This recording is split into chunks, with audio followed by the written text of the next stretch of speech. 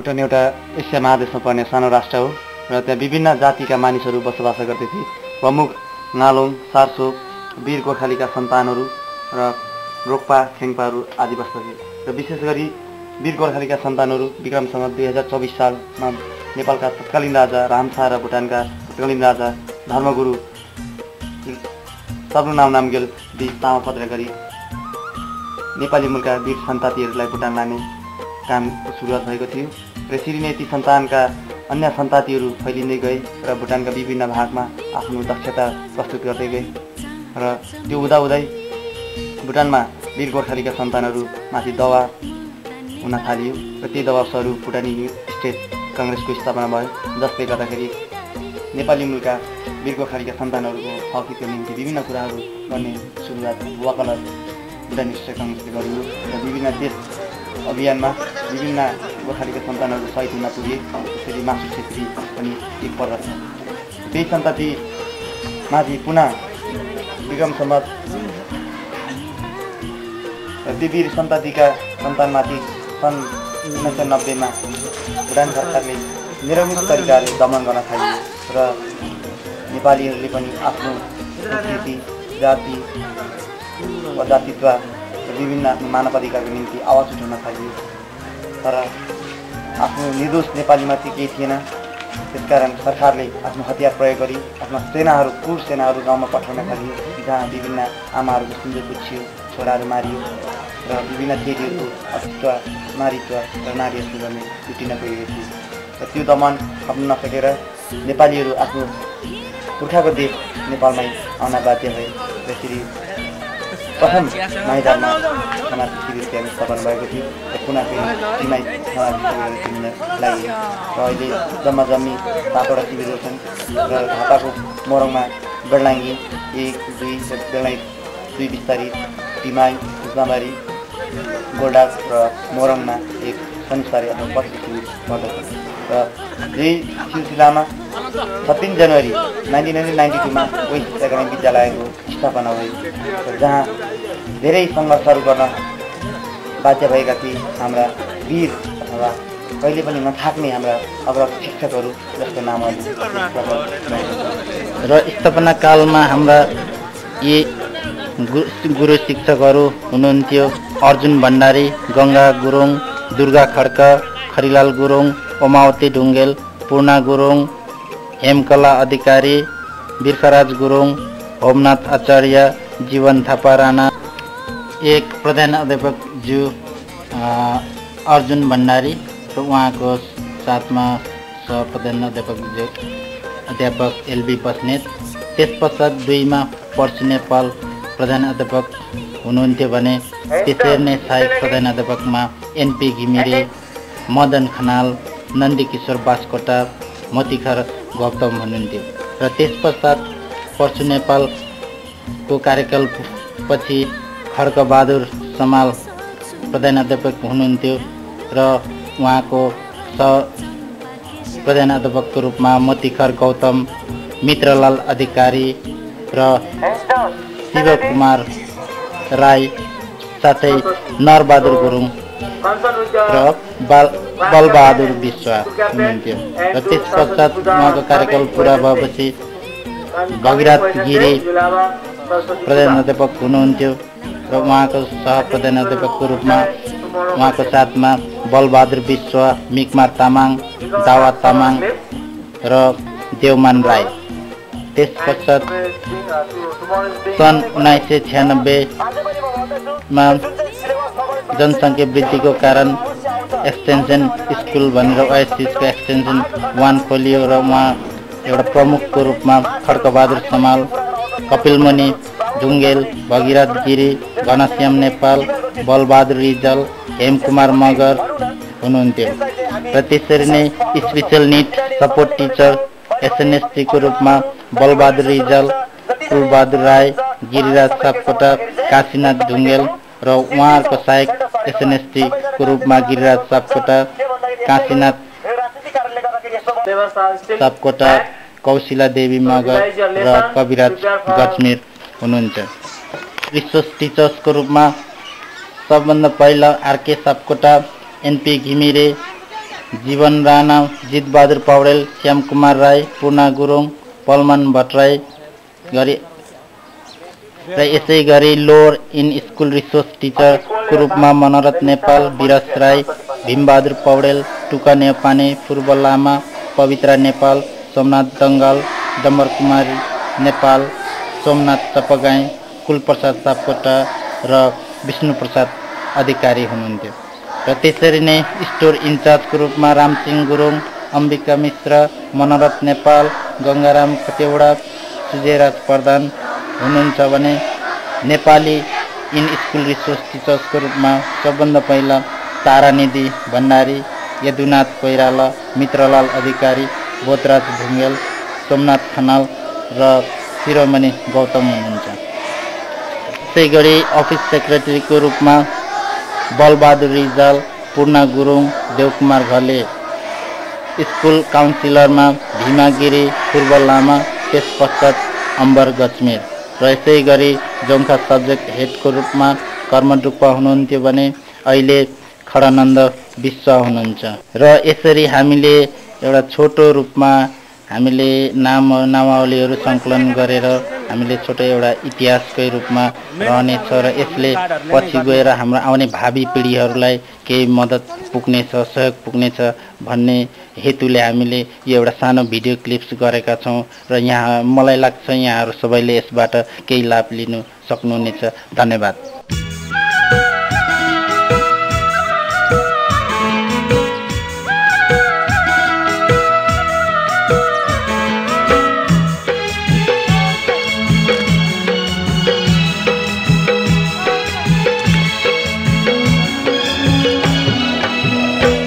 सपने पापाहरूमा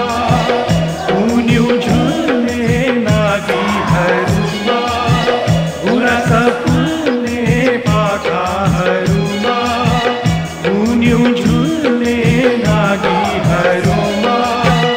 एउटा जिउँदो आस्था छ हो, एउटा जिउँदो आस्था छ। कुहिरोले छोप्ने शिखरमाथि हो, बादल उड्ने आकाशमाथि हो। कुहिरोले छोप्ने शिखरमाथि हो, बादल उड्ने आकाशमाथि हो। एउटा नयाँ आस्था छ हो, एउटा नयाँ आस्था छ।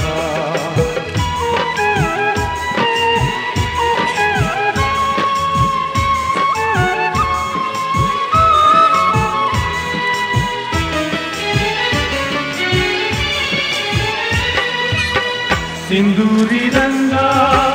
बोकेर हिमाल, सिन्दूरी रंगा बोकेर हिमाल, माथि माथि उठ्दैछ। चन्द्रमासँग मितेरी गाँस्दै, चन्द्रमासँग मितेरी गाँस्दै अँध्यारोलाई हेर्दैछ, अँध्यारोलाई हेर्दैछ। बुरा सपने पाखाहरूमा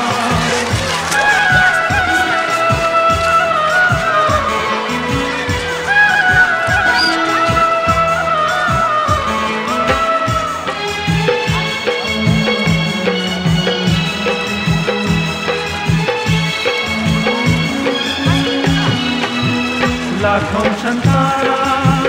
निभेका छैनन्, लाखौं छन् तारा निभेका छैनन्। तीरपुञ्ज बन्दैछ। शैक्षिक सत्र 2009-10 को जनवरी 3 आइतबारको दिन हाम्रो ओएसएस एकाडेमिक एक्सटेन्सन परिवारले मिलेर आयोजना गरिएको वनभोज कार्यक्रमलाई लिएर झापाको प्रसिद्ध पर्यटकीय क्षेत्र जमुनखाडी जान तयारीको दृश्य। वनभोज आयोजक टिके तामाङ। बुरा सपने पाखाहरूमा उन्यु झुल्ने नागीहरूमा, बुरा सपने पाखाहरूमा उन्यु झुल्ने नागीहरूमा।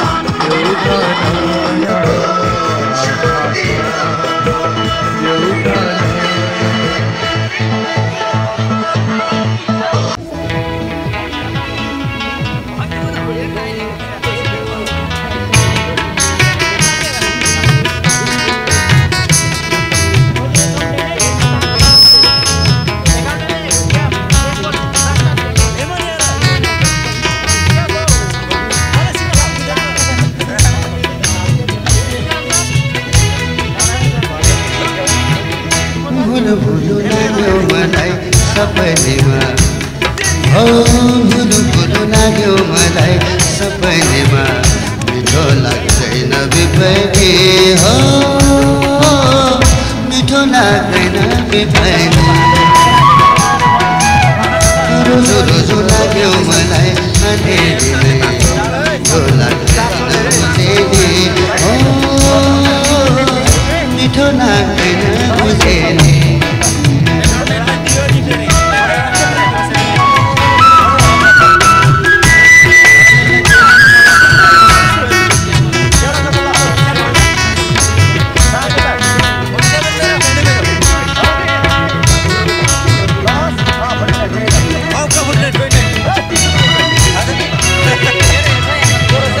रात दिन आँखा मेरो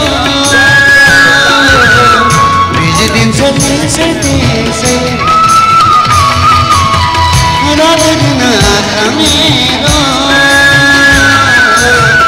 बिर्सिदिन्छ त्यसै त्यसै विरतिको आँखा मिठो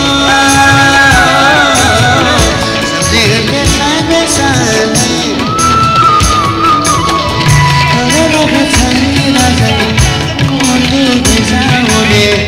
दुनिया हँसाउने पल पल मलाई जलाउने भुलो लाग्यो मलाई सबैले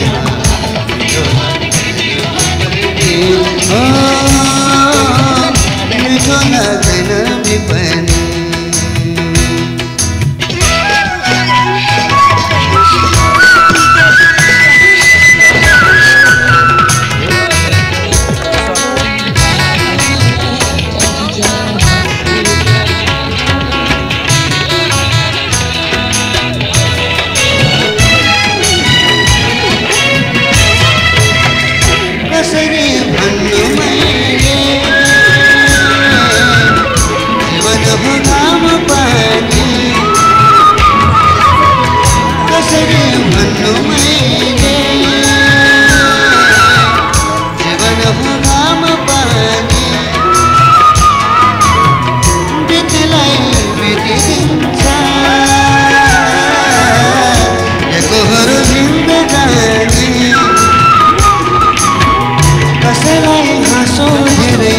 कसैलाई आँसु धेरै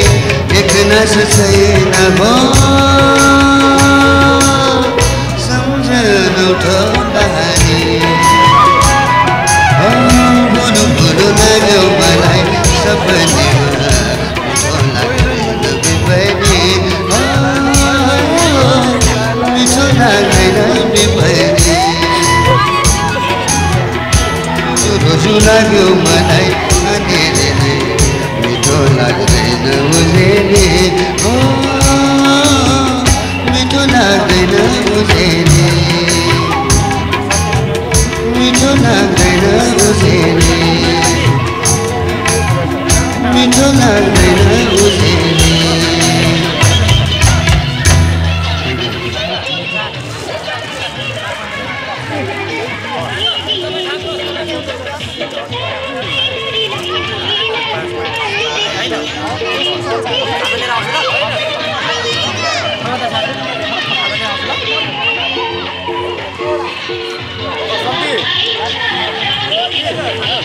गाडीमै आउनु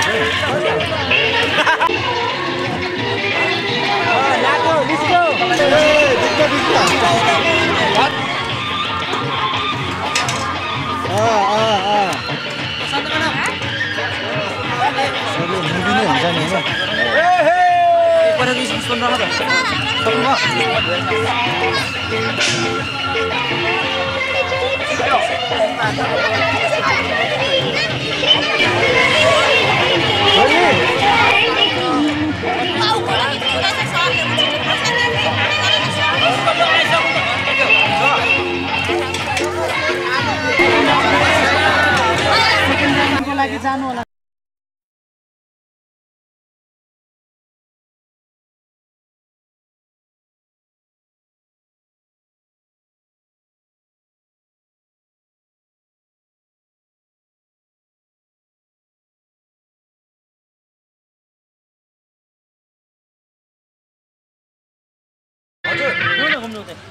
ल आउँछ लगानी भएको छ अघि कि राखे तपाईले ल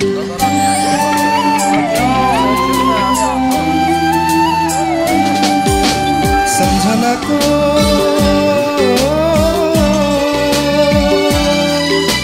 पलहरूले सताउँछ सताउँछ तिता मिठा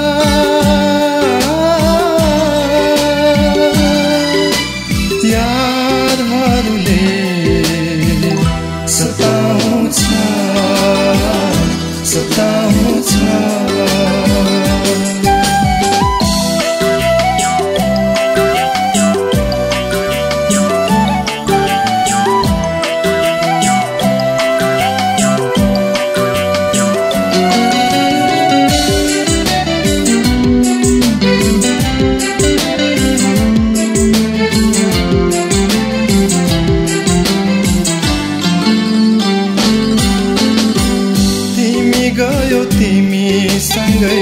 गयो मेरो मन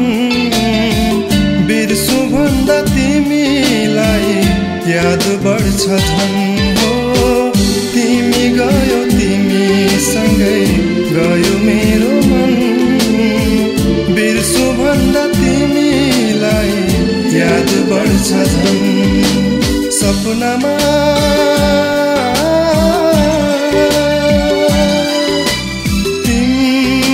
आभासले सताउँछ सताउँछ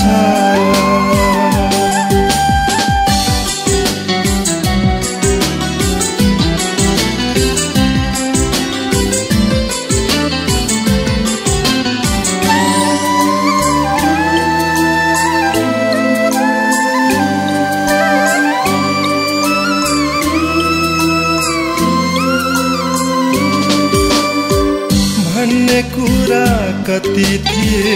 रह्यो मनभित्र आँखा अघि आउँछ तिम्रै चित्र भन्ने कुरा कति थिए रह्यो मनभित्र आँखा अघि झझल्कोमा आउँछ तिम्रै चित्र एकान्तमा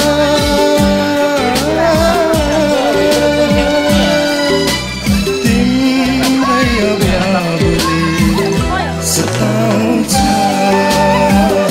सताउँछ सम्झनाको